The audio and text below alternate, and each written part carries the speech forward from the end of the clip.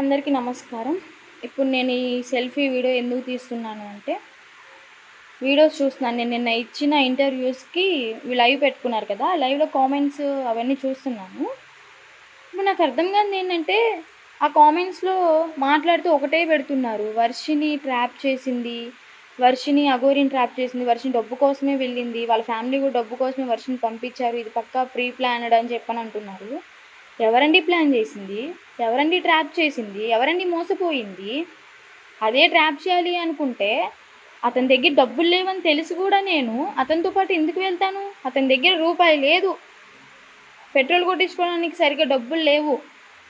సరే first time అంటే వెళ్ళాను, తన దగ్గర ఉండే లేదో ఆ విషయం కూడా నాకు తెలీదు. సెకండ్ టైం వెళ్ళినప్పుడు తన దగ్గర రూపాయి కూడా లేదని నాకు తెలుసు. ఒక 5,000 6,000 ఉన్నాయి తన దగ్గర నేను వెళ్ళిన సెకండ్ టైం వెళ్ళిపోయినప్పుడు, పెళ్లి చేసుకునే టైంలో. అలాంటప్పుడు తనకి డబ్బులు లేకపోతే ఐఫోన్ అమ్ముకుందాము, వచ్చిన డబ్బులతో సర్దుబాటు చేసుకుందామని చెప్పని నేను ఐడియా ఇచ్చాను. ఆ ఫోన్ కూడా అమ్మేసి డబ్బులు తీసుకున్నాము.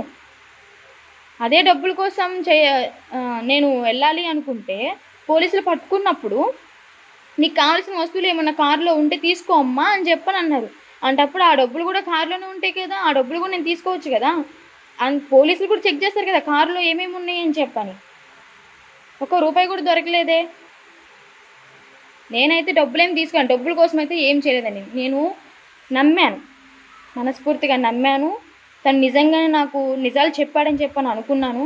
ఆ ఫస్ట్ వైఫ్ మ్యాటర్ వచ్చినప్పుడు కూడా నేను గట్టిగా అడిగాను, నిజంగానే చేసుకున్నావా లేదా, నిజం చెప్పు, నేనేమన్ను అని చెప్పాను. లేదు నేను చేసుకోలేదు, అది అబద్ధాలు ఆడుతుంది అని చెప్పని అన్నాను.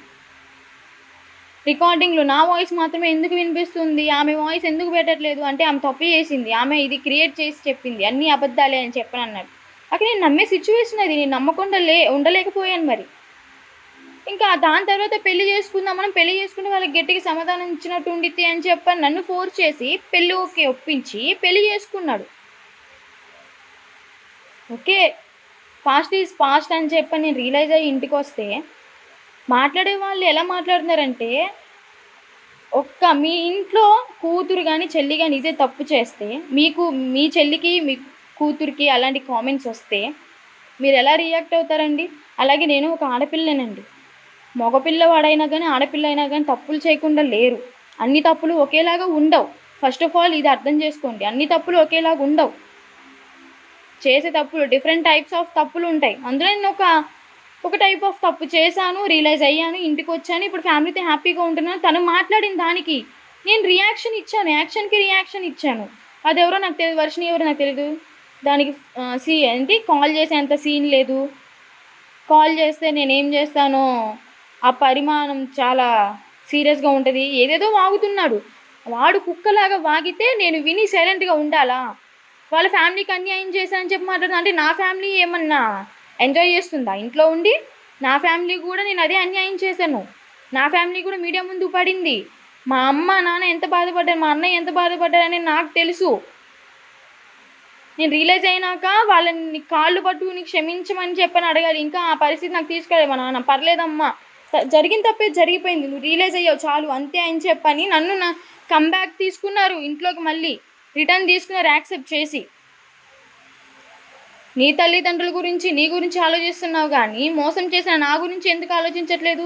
మాట్లాడే ముందు కొంచెం కామన్ సెన్స్ ఆలోచించి మాట్లాడు. అల్లూరి శ్రీనివాస్ నీకే చెప్తుంది, మోసం చేసింది నువ్వురా, మోసపోయింది నేనురా. జనాలు ఎలా అంటే వర్షిని ట్రాప్ చేసి డబ్బు కోసం అఘోరితో వెళ్ళింది అని చెప్పాను అంటున్నా. అసలు నీ లైఫ్లోకి నేను వచ్చానా, నా లైఫ్లోకి నువ్వు వచ్చావా? బయటకు వచ్చి మాట్లాడు, నిజాలు మాట్లాడితే చెప్పు తీసుకుని కొడతా అని చెప్పి భయపడుతున్నావా? నేను నీలాగా భయపడే రకమైతే కాదు, ఇంట్లో కూర్చుని మూల కూర్చుని ఏడ్చే రకం అసలే కాదు. నేను తప్పు చేయలేదు కాబట్టి నువ్వు మాట్లాడిన మాట్లాడడానికి నేను ఇప్పుడు వీడియో తీసుకుని మీకు మాట్లాడుతున్నాను, వీడియో ముందుకు వచ్చి మాట్లాడుతున్నాను. మాస్కులు పెట్టుకుని స్పెక్స్ పెట్టుకుని అయితే రాలేదు, నా ఫేస్ చూయించే మాట్లాడుతున్నాను. నేనైతే ఒకటే చెప్తాను, నేను మనస్ఫూర్తిగా నమ్మాను, తను నిజాలు చెప్పానని వెళ్ళాను, పెళ్లి చేసుకోవడం జరిగింది. నా పెళ్ళి కూడా ఒక ట్రాన్స్లో జరిగిపోయింది అంతే. గతం గతహ అని చెప్పని నేను ఇప్పుడు నార్మల్గా ఉన్నాను. వాడు నన్ను మోసం చేశాడు, వాడి బతుకు నేను బస్ స్టాండ్ చేయలేదు, వాడే నా బతుకు బస్ స్టాండ్ చేశాడు. అర్థమవుతుందా? నా తల్లిదండ్రుల బతుకు కూడా బస్ స్టాండ్ చేశాడు. ఇంకోసారి కామెంట్స్ చేసేవాళ్ళు కూడా కొంచెం సెన్స్ పెట్టి ఆలోచించి కామెంట్ చేస్తారని చెప్పని అర్థం చేసుకుంటున్నాను. కొంచెం మర్యాదగా మాట్లాడండి. మీరు నాకు సపోర్ట్ చేయకపోయినా పర్లేదు, తిడితే తిట్టండి, కానీ మరీ అంత ఘోరంగా తిట్టకండి. అర్థమైందా? నాకు ఒక మనసు ఉంటుంది, ఆ మనసు హర్ట్ అయిందంటే పరిణామాలు వేరేలా ఉంటాయి. సపోర్ట్ చేయాల్సింది పోయి మీరే ఇలా మాట్లాడుతున్నారు.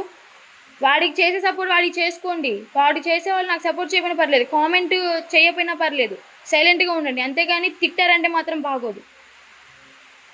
నిజాలు చెప్తుంటే చేదుగానే ఉంటాయి మీకు. వాడు చెప్పాయని నిజాలని మీరు అనుకుంటున్నారా? అలా అయితే ఫేస్ టు ఫేస్ రమ్మని చెప్పండి, మాట్లాడుకుందాం, ఎదురు మాట్లాడుకుంటాం. రమ్మని చెప్పండి వాడిని, ఏవి నిజాలు ఏవి అబద్ధాలు అప్పుడు వాడి నోటి నుంచి కక్కిపిస్తా నేను. ఇంకోసారి అల్లూరి శ్రీనివాస్ నువ్వు నా జోలికి వస్తే మాత్రం నా గురించి మీడియాలో చండాలంగా మాట్లాడి నా ఫ్యామిలీ గురించి మాట్లాడినా కూడా నీకు మర్యాదగా ఉండదు. అందరినీ అంటావు కదా అంగం కోస్తా అని చెప్పని, అదే అంగం నీకు లేకపోయినా కానీ ఉన్నదాన్ని పచ్చడి చేసి పంపిస్తాయేమనుకున్నావు. ఇదే నా వార్నింగ్.